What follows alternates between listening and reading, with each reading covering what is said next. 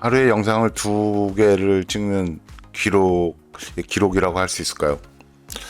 제가 일주일에 영상을 한 두 개 정도 올린다고 생각을 하는데 실제로는 2주일에 한 개 정도밖에 못 올리고 있어요. 게으르다는 얘기입니다. 네, 저는 이제 본거지가 경기도 양평군이에요. 전원주택으로 전원주택 지역으로 많이 알려져 있는 대한민국을 대표하는 전원주택의 고장이죠. 서울에서 가깝고, 그래서 최근에 이제 서울 남부 지역 강남에서의 접근성을 획기적으로 개선하기 위해서 송파 양평 간 고속도로를 추진하다가 쌩 난리가 났고요. 그 주인공인 김건희 최은순 씨의 집안이 바로 옆 동네입니다. 그러니까 어떻게 하다 보니 이제 인생살이가 참 웃기는 거예요. 그러니까 그런 세상을 떠들썩하게 하는 일들이 바로 내 지근거리에서 벌어지고 있다. 좀 기분이 묘하기도 한데 어쨌거나 그런 얘기를 하려고 영상을 시작하는 건 아니고요. 제가 양평에 온 지가 이제 만으로 15년이 넘습니다. 서울에서 왔지요. 서울에 있을 때부터 태양광을 했는데 대기업에 잠깐 몸을 담았다가 기업체가 이제 사업을 정리를 하는 바람에 그냥 다른 데를 가지 않고 그 개인으로 이제 사업을 시작을 하게 된 거예요. 그러다가 양평에 친구들이 야 서울에서 있지 말고 양평 와서 여기서 해라 그래서 그냥 좋은 마음으로 왔는데 양평 와서 고생도 많이 하고요. 몸도 많이 아프고. 그런데 이제 이게 세상 일이라는 게 우여곡절이 있어야 스토리가 만들어지고 그 스토리의 각 구비구비마다 나름대로 그 여러 가지 감정들이 같이 배어 들어가긴 하지만 인간이 가지고 있는 아주 희한한 능력 중에 하나가 뭐냐면 과거의 일을 좀 희화화한다 그럴까요? 좀 긍정적으로 다시 재포장하는 능력들이 있는 것 같아요. 그래서 보통 아무리 나쁜 과거라 할지라도 거의 대부분은 추억이라는 이름으로 곱게 갈무리하는 그런 장점이라고 해야 되나요? 능력이라고 해야 되나요? 아니면 그런 식으로 과거를 좀 어느 정도 이쁘게 포장하지 않으면 어쩌면 삶을 견딜 수가 없기 때문에 본능적으로 그런 알고리즘이 우리 그 DNA에서 동작하지 않나 그런 생각을 합니다. 양평이 전원주택의 고장이니까 여기에 이제 태양광 일감이 굉장히 많을 것으로 기대를 하고 사실은 양평에 내려온 것도 하나의 이유가 돼요. 그런데 실제로 와보니까 일이 없어요. 참 희한하죠. 양평엔 신재생 에너지 비율이 상대적으로 낮습니다. 정말로 그래서 1년에 양평군에 관련된 일을 한 3건 정도 하는 것 같아요. 연평균. 보면. 저는 전부 다 이제 외부의 일을 하고 요즘에는 이제 유튜브를 통해서 제 영상을 보시고 저놈 믿을만 하니까 저놈한테 일을 줘야 되겠다. 그래서 저한테 그 연락을 하시고 일들을 많이 주세요. 그래서 제가 먹고 삽니다. 감사하게 생각하죠. 독자 여러분 대단히 감사합니다. 직접 일을 주지 않으셨어도 어쨌거나 하여튼 주변에서 태양광 얘기가 나오면은 한 번쯤은 제 채널에 대한 얘기를 하실 것이라는 기대를 갖고 있으니까 제가 독자 여러분들에게 구독자 여러분들에게 감사하다는 말씀을 안 드릴 수가 없네요. 근데 희한하게 오늘은 동네에서 2건이나 이제 의뢰가 왔어요. 희한한 날이죠. 기분이 묘합니다. 그래서 이분들에게 뭔가 조금 더 도움이 되는 뭔가를 제공할 수 없을까 생각을 하다가 주택용 태양광 갖고 할 수 있는 일들을 좀 정리를 한번 해보자 하는 측면에서 오늘 영상을 만들게 됐습니다. 그러니까 주택용 태양광으로 할 수 있는 것들이란 타이틀을 달고 있고요. 실제로 내용은 별거 없습니다. 물론 제 입장에서는 별거 없는데 여러분들 입장에서는 또 어떨지 모르겠어요. 본격적으로 본론에 들어가 볼까요? 과연 주택용 태양으로 할 수 있는 것들이 뭐가 있을까요? 우리가 집에서 태양광을 설치하는 목적은 가장 으뜸은 전기요금을 절감하는 겁니다. 제가 태양광 상담을 하거나 태양광 설치를 하러 가면 묻는 질문들이 있습니다. 얘가 한 달에 전기를 얼마나 만들어요? 근데 이제 제가 이걸 킬로와트 단위로 얘기를 해줘도 그분들은 이제 감이 잘 안 오죠. 근데 사실은 잘난 체 하는 게 아니고 제가 생각했을 때는 결국 이제 얼마나 발전해요? 그러면은 몇 킬로와트 정도 발전합니다라고 대답을 해줘야 되니까 사실은 질문이 좀 잘못됐다고 생각이 들어요. 그러니까 어떻게 질문이 정리가 돼야 되냐면 내가 전기요금 고지서를 받고 그리고 계속 그 요금을 내다 보니 우리 집이 통상 평균적으로 한 달에 몇 킬로 정도를 사용하는 것 같은데 저 태양광을 설치하면 한 달에 몇 킬로 정도가 생산이 됩니까? 라고 물어보는 게 제대로 된 질문 같아요. 그러니까 저는 이제 이런 질문을 받으면 도대체 뭘 원하는지를 알고 있기 때문에 그냥 이렇게 대답을 합니다. 기존 요금의 최대 5분의 1 이하로 요금이 없어질 거고요. 그래서 5분의 1 이하 정도만 남을 거고요. 아무리 요금이 안 준다 하더라도 절반은 줄어듭니다. 태양광은 매우 단순한 시스템이기 때문에 고장도 잘 나지도 않고요. 고장이 나도 처리하는 방식 자체가 역시 또 무식하리만큼 쉽습니다. 물론 전기란 게 눈에 보이지 않으니까 아주 특별한 케이스에서는 사실은 좀 고생을 하는 경우도 있긴 한데 여러 현장을 통해서 누적된 경험이나 이런 것들로 인해서 그런 부분들이 저한테는 그렇게 어려운 일은 아니거든요. 아마 이쪽 태양광 업계에서 일하시는 웬만한 엔지니어들도 태양광을 중심으로 해서 벌어지는 여러 가지 정기적인 에러들은 대부분들은 아마 쉽게 처리를 할 겁니다. 태양광 시스템이 너무 단순해서 그래요. 자, 그럼 본론으로 들어가서 보통 이제 주택에서 전기를 보통 우리들이 얼마를 쓰느냐면 평균 한 400에서 700와트 정도를 사용을 해요. 그러니까 하루 친다 그러면은 보통 한 12kg에서 많이 쓰면은 20kg, 20kg씩 쓰는 집들은 그렇게 많지 않아요.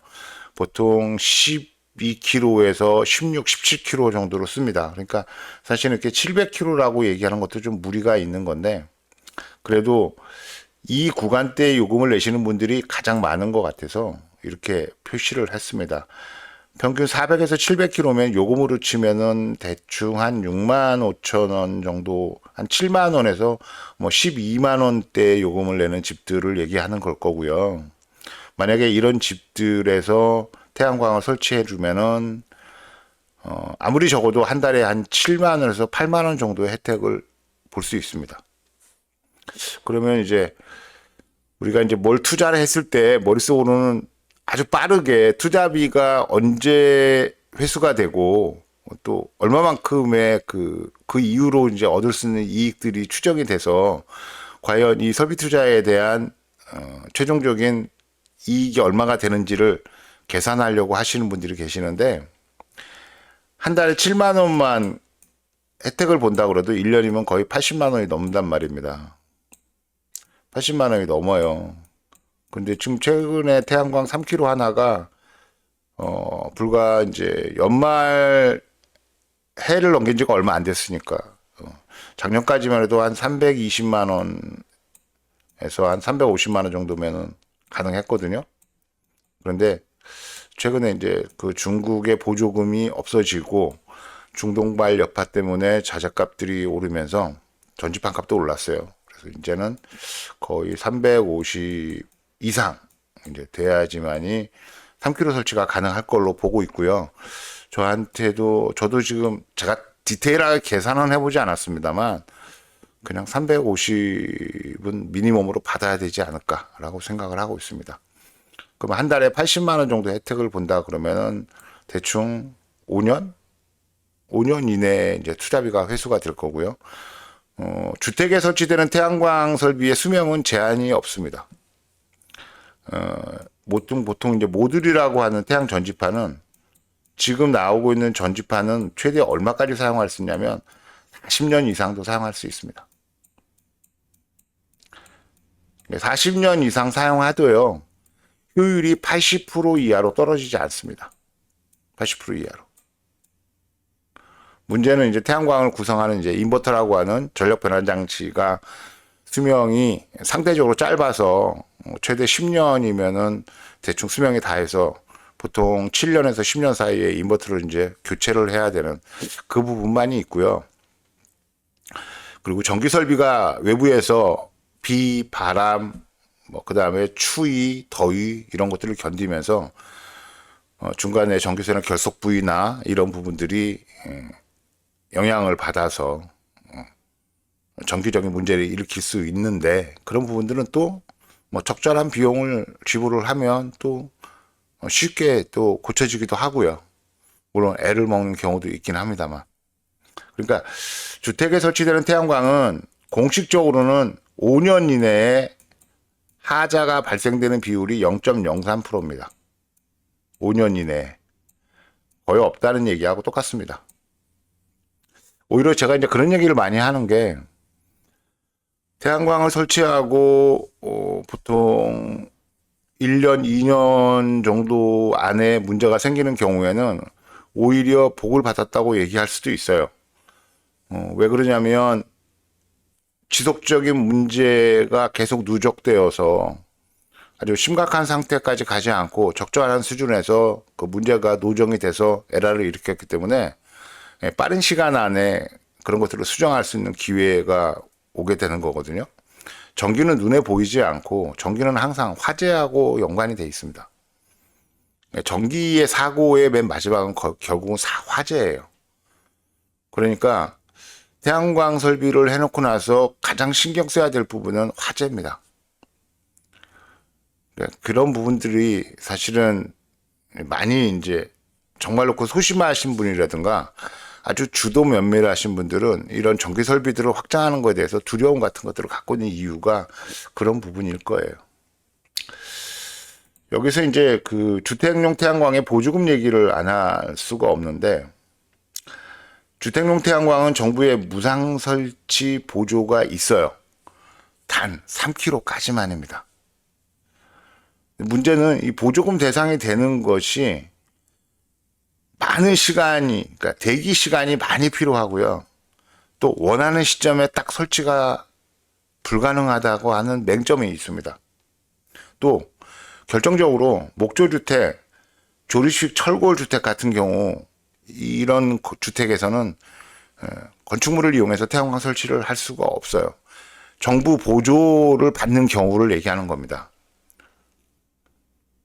왜 그러는지는 사실은 이해가 되지 않는데, 하여튼 목조주택이나 경량철골이라고 하는 이 방식으로 만드는 주택의 상부에는, 건축물에는 보조를 받아서 태양광을 설치할 수가 없습니다. 결론으로 말하면은 통상 1, 2년 정도 대기하는 시간에 그 기회비용을 만약에 계산을 한다면 태양광이 필요했을 때 바로 설치를 하는 게 어쩌면 정부 보조를 받아서 절약되는 돈보다 오히려 빨리 설치해서 태양광으로 혜택을 보는 게 이득이 더 많을 수 있기 때문에 저희는 장사 속으로 그런 얘기를 하는 게 아니고요. 태양광이 필요하다고 인식되는 그 순간에 태양광을 바로 설치하셔라. 이렇게 얘기를 합니다. 그러니까 이게 단순히 그냥 장사의 목적으로 하는 얘기가 아니에요. 실제로 정부 보조를 받기 위해서 1년 이상을 대기하고 하는 그 시간이면 그냥 차비로 뚝딱뚝딱 설치해서 바로 다음 달부터 태양광으로 전기요금 절감 효과를 받아가는 게 일단 첫 번째, 정신적으로 좋고요. 두 번째, 태양광을 설치한다는 건 전기요금이 절약되는 것보다 더 큰 혜택이 있어요. 어떤 거냐면 전기 사용에 대한 두려움이 없어져요. 전기 사용에 대한 부담이 부담감에서 해방이 됩니다. 왜? 아무리 많이 써도 태양광 설치하기 전보다는 요금이 훨씬 적으니까. 그러니까 그런 부분 때문에 태양광은 그냥 생각이 났을 때, 필요하다고 인식됐을 때 바로 설치하셔라. 이렇게 왜 주택용에 대한 이렇게 보조금 설치들이 왜 이렇게 지지분이나고 그 많은 이제 시간이 필요하냐면, 이게 좀 이런 얘기하면은 이제 제가 또 정부를 비토하는 게 되는데, 잠깐만요. 얘가 또 여기 있다. 예, 우리나라의 그 태양광의 보조는 노무현 정부에서 정책을 만들어서 시행을 하게 돼요. 시행을 하게 되는데, 최초의 신재생 에너지 보조금 사업비가 1조였어요. 1조로 출발했습니다. 그런데 문제가 뭐냐면 아직도 1조예요. 아직도 1조. 웃기죠. 신재생 에너지 보조금 총량이 전혀 늘어나지 않고 있습니다. 그러니까 그 중간에 이제 신재생 에너지가 종목이 확대된 거는 거의 없어요. 뭐 최근에 들어서 이제 공기열 히트펌프에 대한 신재생 에너지를 포함을 한 다음에 보조금 지급을 어떻게 할 것이냐는 논란이 있긴 하지만, 실제적으로 지금 공기열 히트펌프에 대한 직접적으로 보조금이 이제 혜택이 가고 있지 않으니까. 그래도 중간에 보조 대상으로 들어온 설비들이 일단 연료전지가 하나 있고요. 그리고 또 뭐가 있었냐면 지열 설비가 중간에 지열 히트펌프 난방 설비가 정부 보조금 대상 안에 들어와서 처음에 거의 대부분 태양광 설치에만 몰빵됐던 정부 보조금이 이제 잘게 쪼개려서 태양광 쪽에 보조금을 받기가 상대적으로 좀 박해진 그런 과정들이 있었는데, 최근에서는 융복합 등 집단 설치에 보조금을 몰아줘요. 그래서 개별 주택이 개별적인 보조금 혜택을 받기가 굉장히 어렵습니다. 그러니까 오죽하면 제가 주택용 태양광의 보조 사업을 포기한 지가 4년 됐어요. 4년. 왜 이걸 포기할 수밖에 없었냐면, 보조를 받아서 설치해 준다고 약속을 했는데 약속을 지킬 수가 없는 겁니다. 욕만 참 배불리게 먹고요. 그리고 또 몇 번 전화를 받다 보면 이제 궁색하죠. 심지어 어떤 분들은 나 여름에 에어컨 왕창 키기 위해서 태양광 설치를 계약을 했는데 태양광을 설치를 안 해줘 갖고 전기요금이 이만큼 나왔으니까 전기요금 보상해줘. 뭐 이런 분도 계셨어요. 그러니까 질릴만 더 하죠, 제가. 그래서 어느 순간 당분간 보조 사업은 하지 않는다고 보조 사업을 접어버렸죠. 그리고는 이제 전부 다 이렇게 그냥 그 자가 설비 쪽에만 집중을 하고 있는 겁니다. 그러니까 주택용 태양광으로 할 수 있는 것들, 이건 상계형이라고 하는 거예요. 서로 상자의 개통에 서로 개통에 물려서 쌍방향으로 전기가 흘러가는 것들, 그런 것들을 얘기하는 겁니다. 그러니까 주택용 태양광은 거의 상계형 태양광이라고 이렇게 명명을 해도 틀린 말은 아니에요. 일단 할 수 있는 것들은 전기요금을 획기적으로 절감하는 것이 우선이 될 겁니다. 그러니까 두 번째가 뭐냐면, 이게 이제 오늘 중동전을 보면서 이제 그런 생각을 하게 된 거예요. 가끔씩 이제 비상전원에 대한 문의가 옵니다. 그러니까 저는 이제 비상전원 설비하는 것들을 말려요. 왜 말리냐면, 태양광 구축비보다 비상전원 시스템을 구축하는 비용이 더 비쌉니다. 여러분들 아시다시피 배터리는 최대 아무리 오래 써봤자 10년이에요. 보통 항상 5년이면 배터리를 다 교환을 해야 됩니다. 근데 배터리가 굉장히 고가거든요. 또 하나, 우리나라는 태양광을 이용해서 전기를 발전할 때 한전의 전원을 끊고서 독립적으로 발전할 수 있는 것들이 허용이 안 돼 있어요. 그러니까 쉽게 얘기해서 독립형 시스템에 대한 법규 자체가 없습니다. 태양광은 무조건 한전하고 연결을 해서 한전 전원이 살아있는 상태에서 태양광이 동작이 돼야 되는 거예요. 개별적으로 단독 운전이라고 하는 건데, 이 부분을 한전 개통과 상관없이 운전하는 걸 단독 운전이라고 하는데, 단독 운전이 원칙적으로 금지가 되어 있습니다. 그래서 태양광 검사를 전기안전공사에서 나와서 하는데, 전기안전공사에서 나오면 꼭 단독 운전이 정확하게 동작하는지 확인을 합니다. 어떻게 확인을 하냐면, 태양광이 잘 동작하고 있는데 한전의 차단기를 내려버리는 거예요. 그러면 한전하고 연결이 끊어지죠. 그러면 법규상으로는 0.3초 이내로 태양광 설비가 멈춰야 됩니다. 그래서 우리나라는 원칙적으로 한전 개통하고 상관없이 단독으로 태양광 설비가 발전하는 것이 막혀 있어요. 그런데 비상전원으로 사용하려면 단독 운전이 가능해져야 됩니다. 그러니까 제가 이 설비를 하시려는 분들을 많이 말리는 이유가, 첫 번째는 설비를 구축하는 비용도 크고요. 또 설비의 수명이 짧기도 하고, 가장 결정적인 건 뭐냐면 이렇게 단독 운전을 시킬 수 있는 인버터가 전부 다 중국산밖에 없어요. 중국은 땅이 워낙 크고 그래서 전기 인프라가 제대로 안 된 곳들이 되게 많거든요. 그러니까 단독으로 운전을 시켜서 전력을 만들어내는 인버터들이 엄청나게 많습니다. 결국은 이제 비상전원 장치를 구축한다는 얘기는 정전이나 재난 등으로 전원이, 한전 전원이 공급되지 않을 때 내가 220을 만들어서 잠깐 동안 그 상황을 모면하기 위한 비상전원으로 사용하려고 하는 거잖아요. 그러면 한전 전원이 없어도 동작을 해야 되는 겁니다.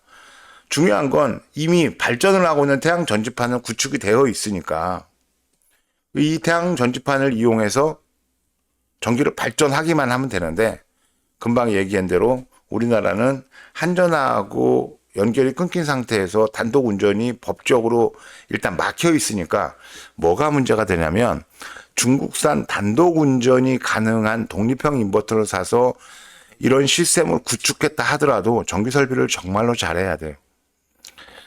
전기 사고의 맨 마지막은 화재라고 얘기했지 않습니까? 더군다나 배터리는 항상 화재 위험이 있어요. 그러니까 우리나라 법규에서 허용하지 않는 독립형 인버터들을 중국에서 구해서 설비를 구축했다 하더라도 이런 설비들의 오동작이나 아니면은 설비들의 사고로 인해서 화재나 다른 정기적인 사건이 생겼을 때 감당이 안 될 가능성이 많습니다. 요즘에 주택의 화재가 나도요, 소방서에서 나중에 화재 감식을 한번 합니다. 그리고 더 중요한 건 보험회사에서 와서 화재 감식을 해요. 도대체 화재의 원인이 뭐였는지, 보험금을 지급하는 게 적절한지 안 한지를 확인을 합니다.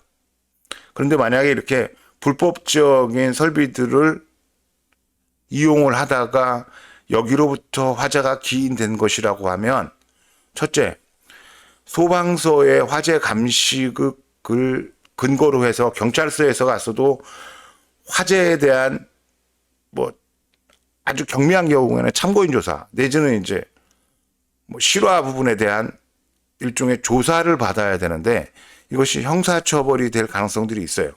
두 번째는 결정적으로 보험회사에서 보험금 지불을 거부를 할 가능성이 있습니다. 그러니까 이런 부분 때문에 제가 이렇게 비상전원 장치로 태양광을 이용해서 발전 장치를 구축하는 데 대해서는 반대를 하는 거예요. 이거 구축해 주는 건 그렇게 어려운 일이 아닙니다. 정말로 쉬워요. 그런데도 또 하나, 이렇게 단독 운전을 할 수 있는 설비하고 한전에서 한전 개통이 끊어지면 자동으로 이 스위치가 단독 운전하는 설비로 붙어서 얘가 운전을 할 수 있게끔 트리거를 만들어주면 되거든요. 신호를. 이런 제어는 정말로 쉽습니다. 정말로 그냥 손가락으로 조물락 하면은 만들어낼 수 있는 게 이런 제어예요. 제가 이제 제어 쪽도 꽤 잘 합니다.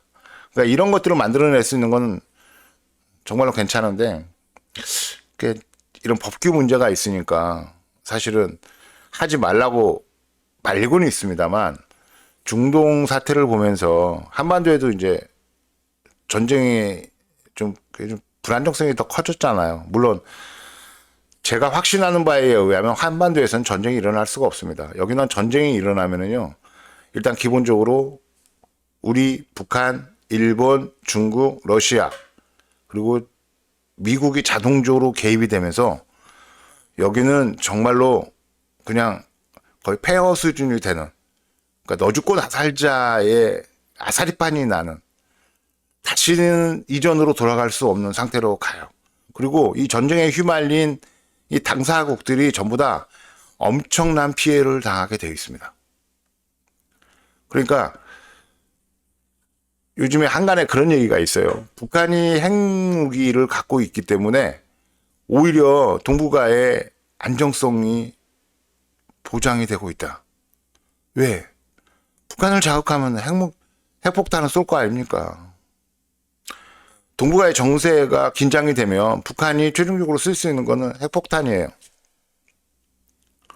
그러니까 누구도 동북아에서 군사적 긴장감을 높이려고 섣부르게 시도하지 않습니다. 이게 잘못되면 이 동북아는 다시는 사람이 살 수 없는 그런 지역이 될 가능성이 되게 많아요. 그러니까 철 모르는 사람들이 북한의 핵무기가 있으니까 우리도 핵무기를 가지고 있어야 된다고 이렇게 얘기하는데, 사실은 북한이 핵무기를 가지고 있음으로써 중국의 핵무기, 러시아의 핵무기가 견제가 되고 있고요. 일본의 준동을 막고 있기도 하고, 또 우리도 상대적으로 그냥 우리가 그냥 겉으로는 그냥 약간 비굴한 척 하면서 힘이 없는 척 하면서 오히려 북한의 해구산에 우리가 들어가 있는 그런 모습도 우리가 그려를 봐야 됩니다. 근데 만약에 우리가 핵무기를 가지게 되면 이건 정말로 군사적 긴장감이 엄청나게 높아질 수밖에 없어서 정말로 화약고가 될 가능성이 되게 많기 때문에, 그냥 우리는 평화를 사랑하는 사람들이잖아요. 그리고 전쟁이 벌어지면 안 되지 않습니까? 북한은 자기네들의 생존권을 지키기 위해서 고난의 행군으로 몇만 명, 200만 명인가 300만 명을 아사를 시켜가면서 핵무기를 기어이 만들어냈지 않습니까? 그리고 ICBM까지 성공을 해서 미국 본토까지 타격할 수 있는 능력을 가지고 있잖아요. 그러니까 북한이 가지고 있는 핵 능력이라는 것은 그의 정확성이나 아니면은 실제로 신뢰할 수 있는 그런 부분들을 떠나서 일단 미국 본토까지 도달할 수 있는 핵무기를 가지고 있다는 것만 자체 갖고도 동북아의 안정성이 확보가 되는 겁니다. 그러니까 이렇게 좀 생각을 좀 전향적으로 하면 좋을 것 같은데, 뭐 인터넷 댓글이 읽다 보면은 정말로 철딱서니 없는 댓글들이 너무 많이 보여서요. 무슨 뭐 전쟁이 게임도 아니고, 요즘 트럼프가 중동에서 전쟁을 게임처럼 하고 있지 않습니까? 그러니까 저렇게 아사리판이 나고 있잖아요. 생명이 왔다 갔다 하는 거거든요. 그리고 단순하게 몇 사람이 죽고 사는 문제가 아니에요. 특히 동북아에서는 여기는 전쟁이 벌어지면 어쩌면 그 이후로는 영원히 이 지역에 사람이 살 수 없을 가능성이 더 높을 정도로 폐허가 될 겁니다. 그러니까 여기는 군사적으로 충돌이 일어나면 도 아니면 뭐가 될 거예요. 그런데도 자꾸 군사적 긴장감을 높이려고 하고 북한을 그냥 뭐 싹 밀어버려 갖고 다 그냥 작살을 내야 된다는 둥, 뭐 이런 얘기를 하고 있습니다. 우리가 이제 속담에 쥐도 계속 몰아가면은 나중에는 대들잖아요. 북한이 가지고 있는 무기들이 우리가 다 소속들이 다 파악하고 있지만 실제로 그 수도 많고요. 또 북한이 가지고 있는 군사적인 역량이 어느 정도 되는지는 우리가 단지 피상적으로 알 뿐이지. 또 최근에 또 북한 병사들이 우크라이나 전쟁에 참여해서 실전 경험을 쌓고 있잖아요. 현대전의 가장 대표라고 하는 드론 활용법도 익히고 있고요. 드론을 어떻게 효과적으로 방어해야 되는지도 목숨을 걸고 지금 체득을 하고 있잖아요. 이런 것들이 있으니까 우리 한반도에서 전쟁이 일어나는 거는 우리가 어떤 대가를 치르더라도 전쟁을 막아야 됩니다.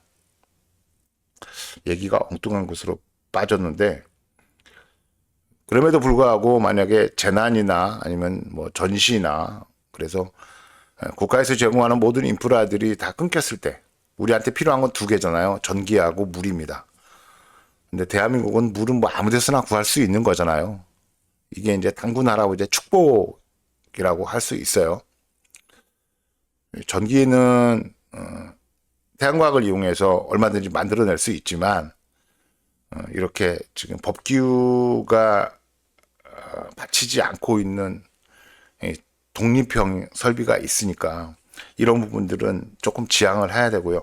정말로 비상전원이 필요하다 그러면 여러분 그냥 UPS를 사세요. UPS. 컴퓨터 서버나 이런 곳에 사용하는 UPS가 있잖아요. 그러니까 정전이 되면 곧바로 220V를 공급해주는 비상전원 공급장치예요. UPS가. 이게 이제 인터넷 서버 같은 데서 서버가 끊기면 안 되니까 이제 기본 설비로 들어가 있잖아요. 근데 이것들을 주택이나 이런 데서 사용하기 위한 사용할 수 있을 정도의 1kW가 아니구나. 10kW 정도의 능력을 가지고 있는 UPS가 있어요. 이거 하나 더 말씀드릴까요? 단가가 어느 정도 하냐면 한 1,000만 원 정도 합니다. 1,000만 원. 얼마 정도 버티느냐? 웬만한 주택에서 한 3시간은 버텨요. 3시간에서 길게는 한 6시간. 아주 아껴서 쓰면 한 이틀도 쓸 수 있어요. 이 UPS는 법적으로 아무 문제가 없습니다. 그러니까 합법적으로 쓸 수 있는 거예요. 그러니까 이게 집에서 비상전원을 구축해야 되는 필요가 있는 경우에는 나는 기필코 구축하고 말겠어. 이런 집들은 UPS 장치를 사십시오. 인터넷에서 UPS를 검색하면 나옵니다. 그리고 대략 집에서 필요한 건 10kW 설비고요. 대략 가격은 한 1,000만 원 정도 된다는 거. 이 정도까지만 아시면 되고, 이건 이론적으로도 얼마든지 가능한데 이게 법적으로 일단 불법이라는 겁니다. 마시라는 얘기를 하는 거예요. 하지만 태양광으로 할 수 있는 가능성 있는 것들이기 때문에 제가 오늘 언급을 해드리고 있는 겁니다.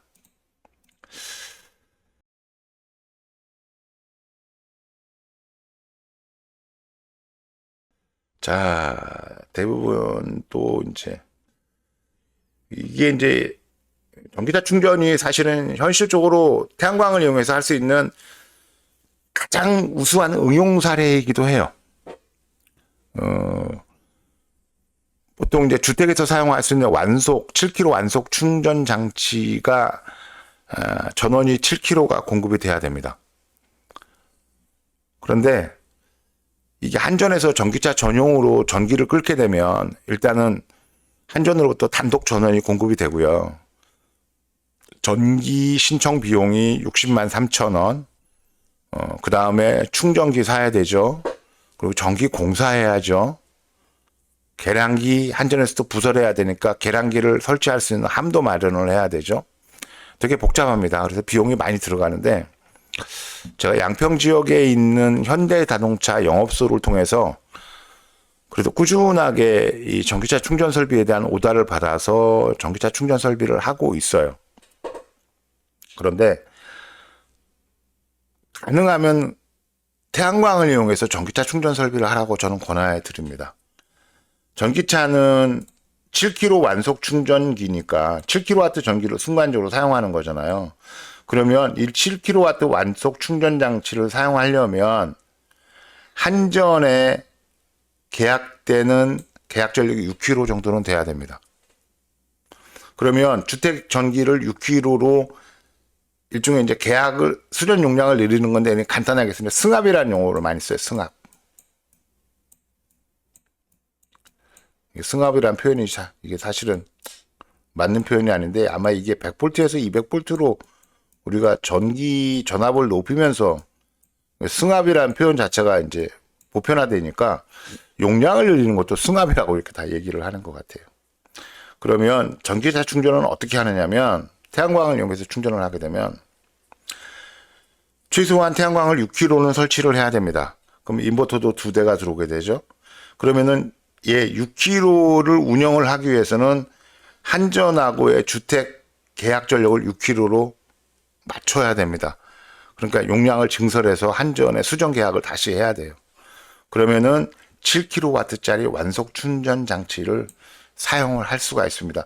물론 여기에 이제 디테일이 있는 부분들이 있어요. 야, 계약 전력은 6kg인데 어떻게 7kW짜리 충전기를 쓸 수 있어? 전기는 플러스 마이너스 10%예요. 그러니까 6kg 용량에서 10%를 더하면 6.6kg고요. 7kW에서 10%를 더하면은 6.4kg입니다. 그러니까 아주 간당간당하게 그 범위 안에 들어가게 되는 거죠.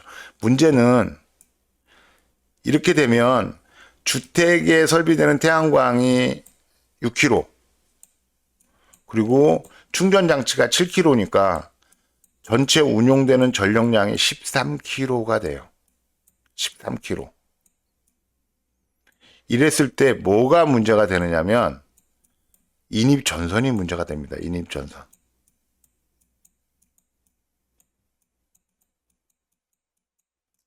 인입 전선이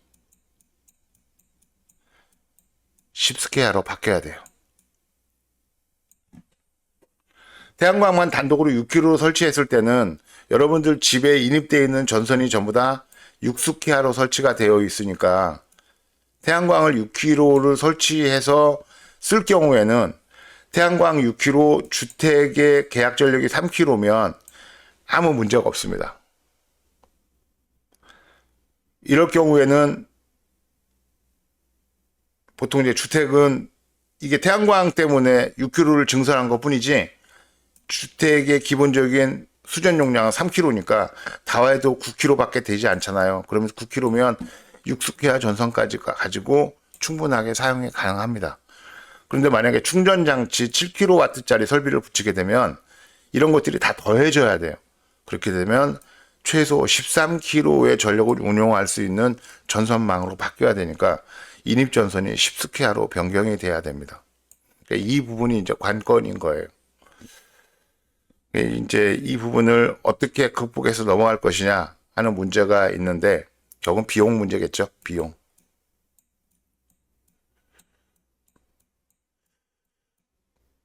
비용에 관한 문제가 있을 겁니다. 하지만 보통 전기차는 이제 출퇴근용으로 썼을 경우는 한 달에 한 300km 정도 소비량을 보이거든요. 전기차가. 태양광 3kg짜리 하나는 320kg를 생산하니까 이렇게 6kg 태양광 설비를 해놓으면 개념적으로 야 너는 주택용 너는 차용 전기차용 이렇게 이제 개념적으로 구분을 해놓고 섞어서 쓰는 겁니다. 이렇게 되면은 아주 경제적으로 태양광을 이용해서 이렇게 되면은 이제 전기차 충전 비용이 따로 들어가지 않아요.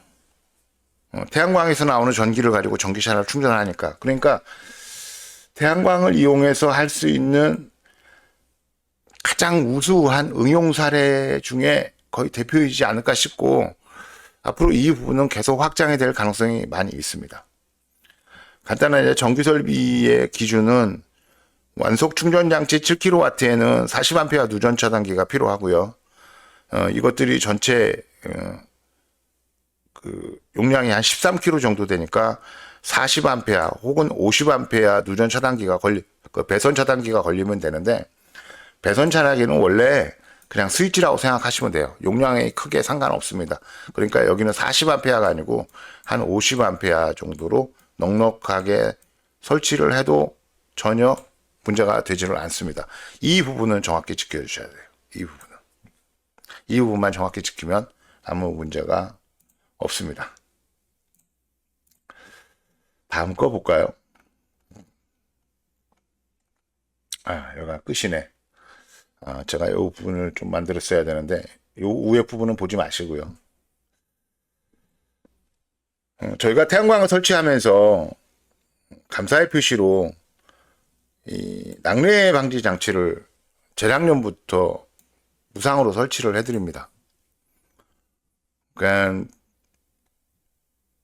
이제 기상 이변 그리고 여러 가지 이제 날씨에 대한 불균형 이런 것들이 변화무 상황 뭐 변화무쌍함이 점점 더 이제 비율이 증가했잖아요.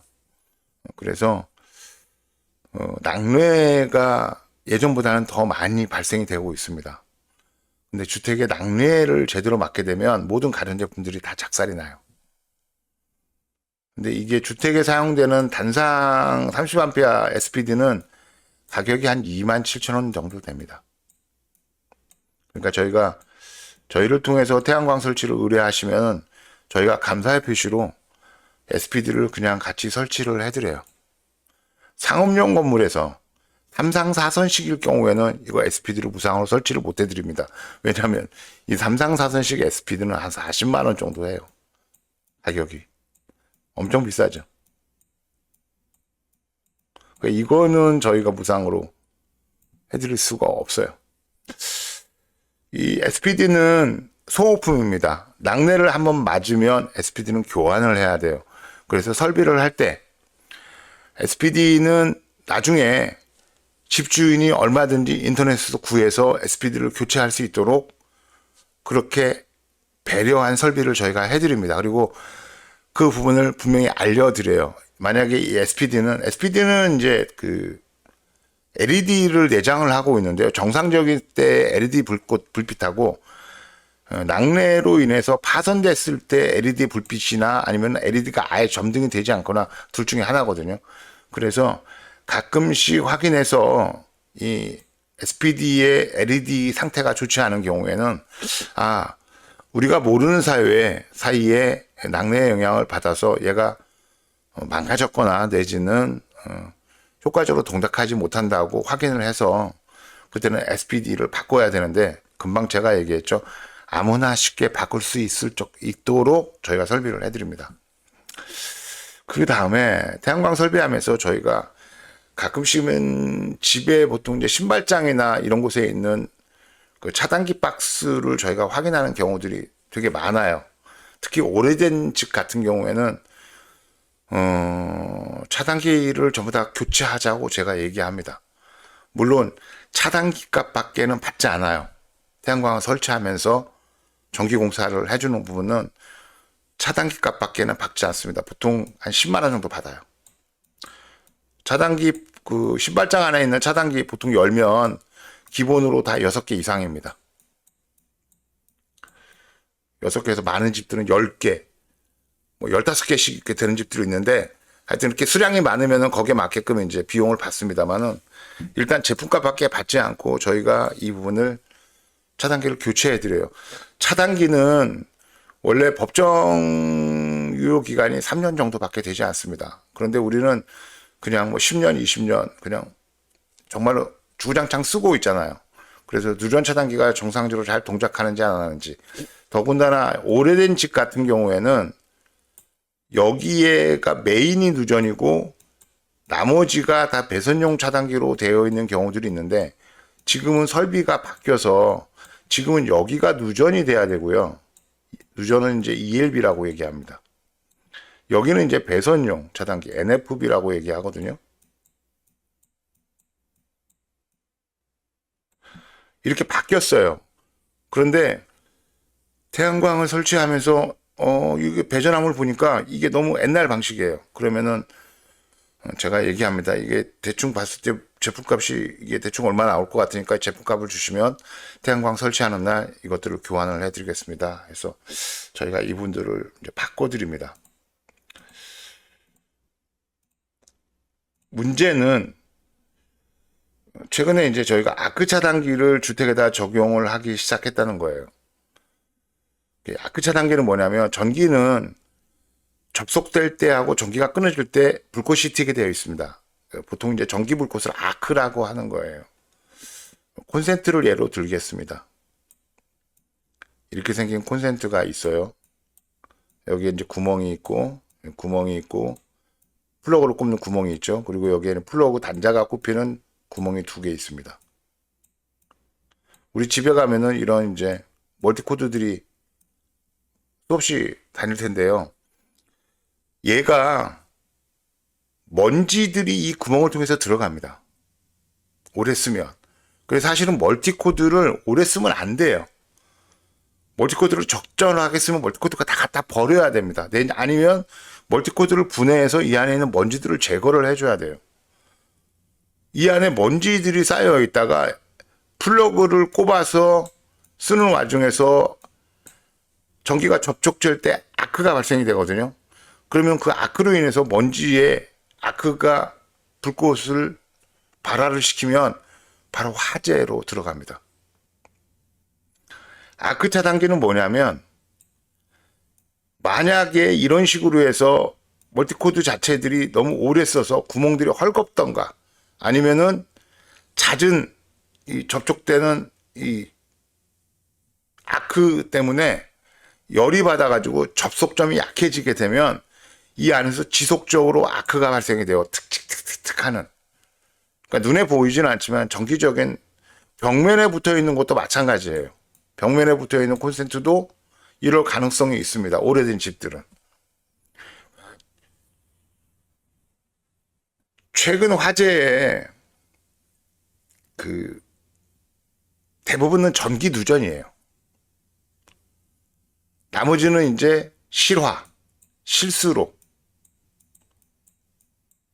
불을 내는 경우, 내지는 방화입니다.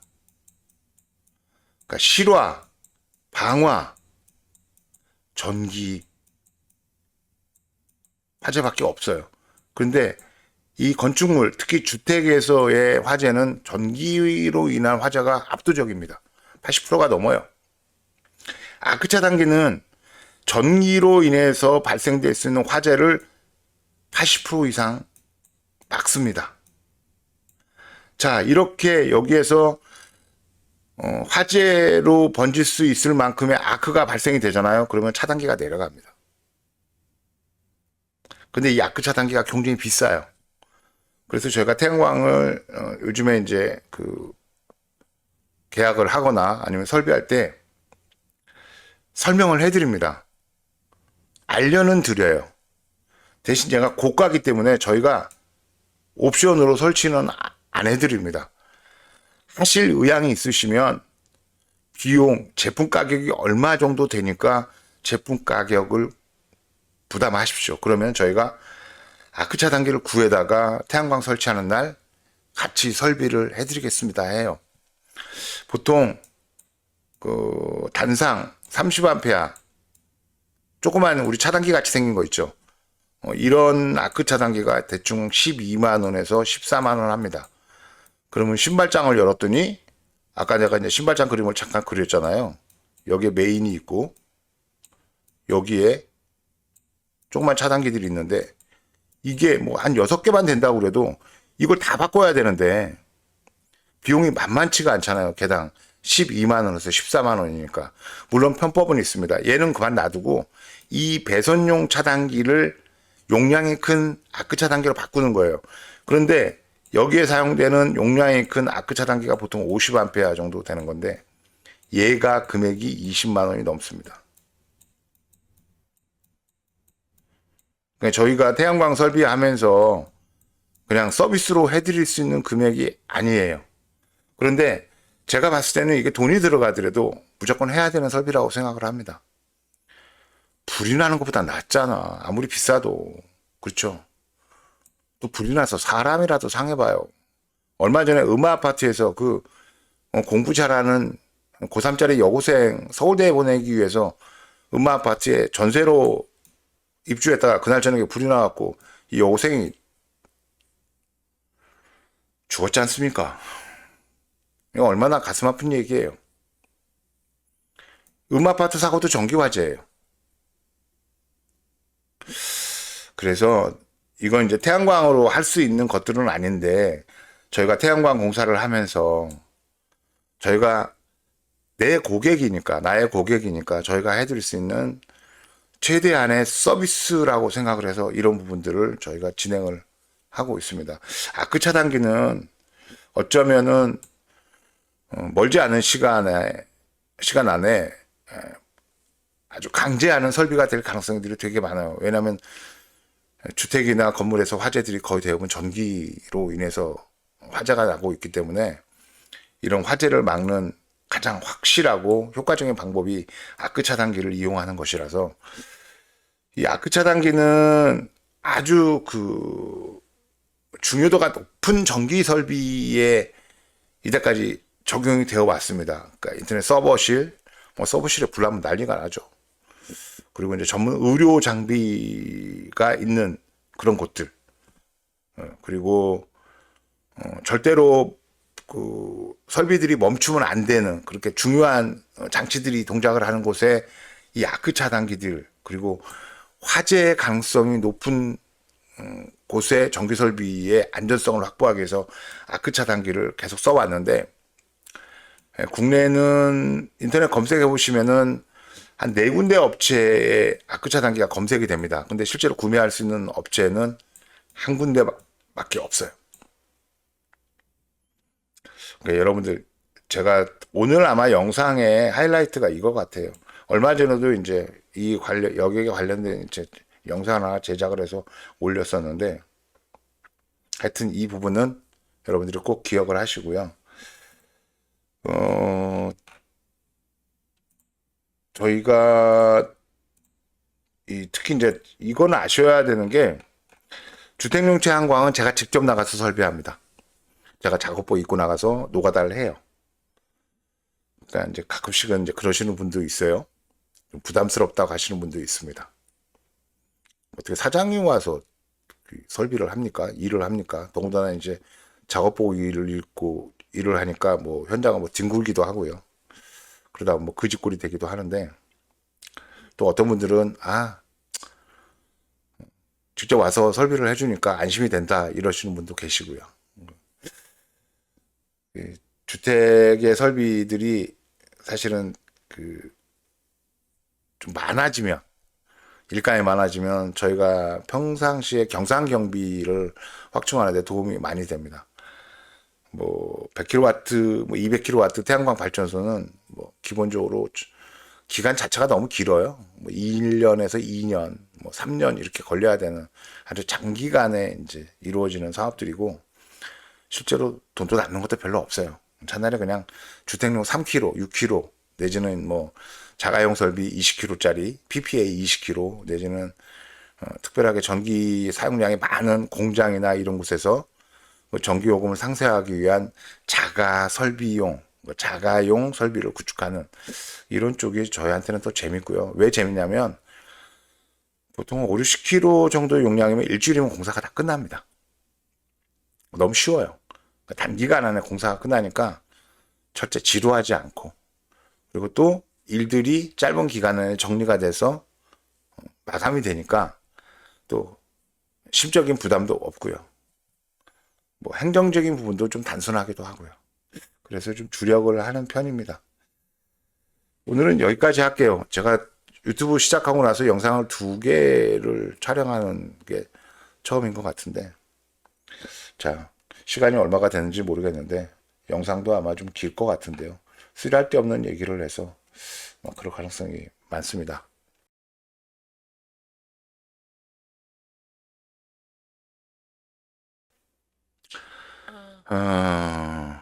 아까 얘기했지만 이 동북아에서는 전쟁이 일어나지 않습니다. 여러분들 그거 좀 믿으셔야 돼요. 한번 상상을 해보십시오. 여기서 전쟁이 일어나면 여기는 정말로 더 이상 사람이 살 수 없는 그런 지역이 됩니다. 승자 패자가 없어요. 동북아에서 전쟁은 모두가 다 패자가 될 겁니다. 처절한 결과를 맞을 거예요. 그러니까 중동전을 보면서 우리가 나름 가슴 아파하고, 또 뭐 에너지 문제나 경기 후퇴 문제들이 있으니까 나름대로 좀 예의주시하면서 바라보고 있습니다만, 단지 기분상으로 야, 이스라엘에서 그냥 이란에다가 전술핵 쏴, 내지는 뭐 미국이 가서 그냥 아예 이산을 아사리파를 만들어, 이런 식의 그 주장은 너무 철없고요. 그리고 너무 무책임한 발언이라고 생각합니다. 이란이 서구 세계로부터 경제 봉쇄를 당한 지가 1975년부터 당해왔습니다. 카터 정부에서부터 경제 봉쇄를 한 거예요. 그리고 나서 부시 정권이 들어와서 이란, 이라크, 북한을 3대 악의 축으로 규정을 하고 정말로 고강도의 경제 제재를 했습니다. 세컨더리 보이콧이라고 알죠?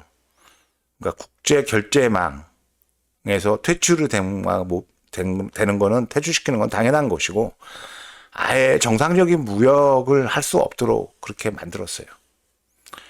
9,800만의 그 인구를 가지고 있는, 그리고 우리나라보다 한반도 면적의 4배 정도의 크기를 가지고 있는 아랍이고 이란이고, 아랍권에서는 유일하게 아랍어를 사용하지 않고 그 이란어를, 페르시아어를 사용하는 정말로 오래된 제국의 역사를 가지고 있는 나라잖아요.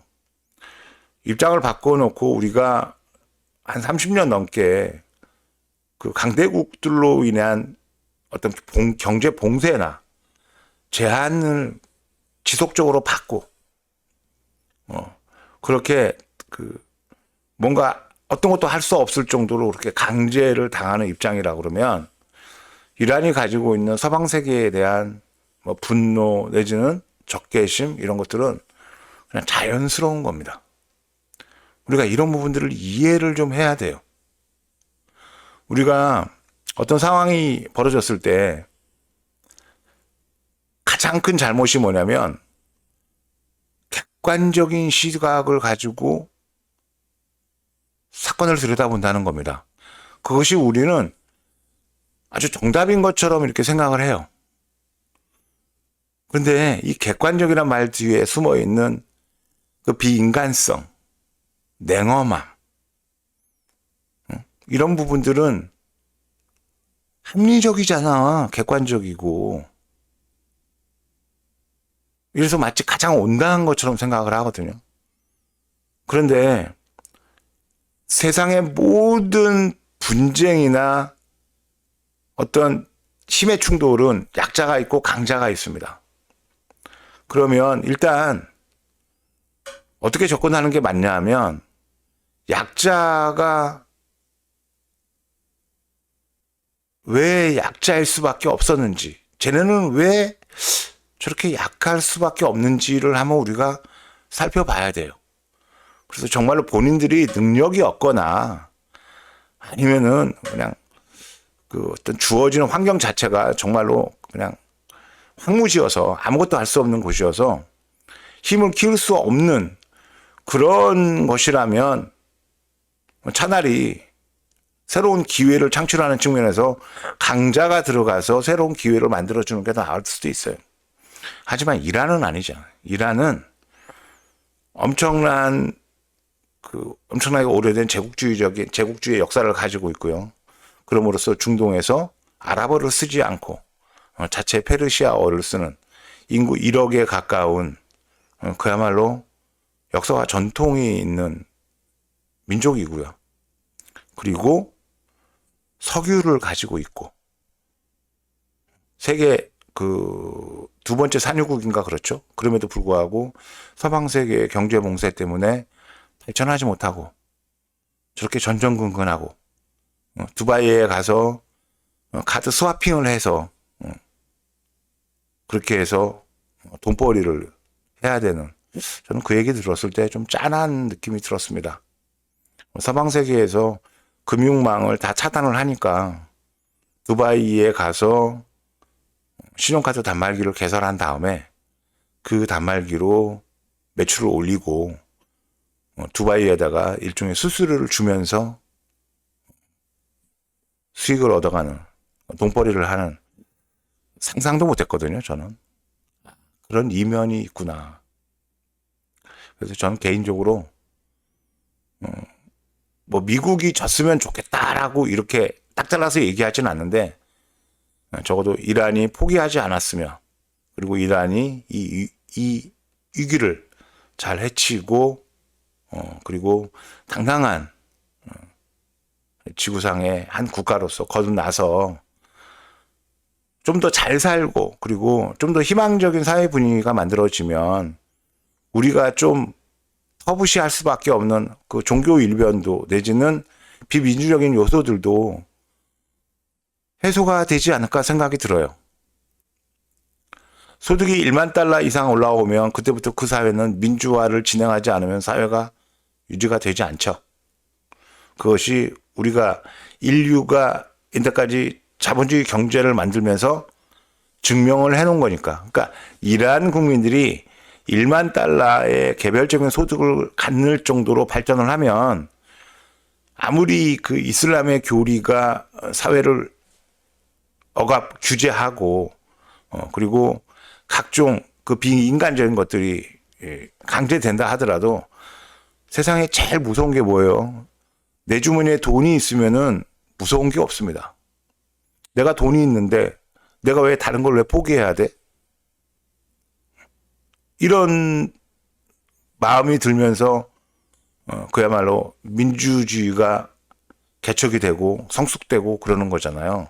그런데 30년 동안 그 가해진 미국 중심의 경제 제재, 오로지 미국의 달러 패권을 위한 그런 중동에 대한 착취 내지는 중동에 대한 억압, 그럼으로써 이란이 고통을 많이 받아왔다는 점, 이런 부분들 때문에 저는 가슴이 되게 많이 아픕니다. 일단은 뭐 이렇게 얘기하면 또 여기에 댓글이 또 뭐라고 또 어떻게 달릴지 모르긴 하겠는데, 뭐 하여튼 제 개인적인 입장은 그래요. 오늘 영상은 여기서 마치도록 하겠습니다. 영상 시청해 주셔서 감사드리고요. 다음 영상에서 또 뵙겠습니다. 감사합니다.